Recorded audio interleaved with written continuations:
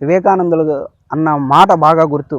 మనిషి బుద్ధి లేక ప్రశ్న వేయడయ్యా, ఇష్టం లేక ప్రశ్న వేస్తాడన్నాడు ఒక సందర్భంలో. అంటే మంచిని చెయ్యాలా అనేటువంటి విషయంలో వాడికి ఇష్టం ఉండదు, మంచి ఎందుకు చెయ్యాలి అనే భావం ఉంటుంది. అందుకని వాడు ప్రశ్నిస్తాడు తప్ప ఇది యుక్తం ఇది కాదు, ఇలా నడవాలి ఇలా నడవకూడదనే బుద్ధి లేక వాడు అడగడు. ప్రతివాడికి బుద్ధి ఉంటుంది, అయినప్పటికీ కూడా మంచి అంటే ఇష్టం ఉండదు. అదే వాడు అడగడానికి కారణం.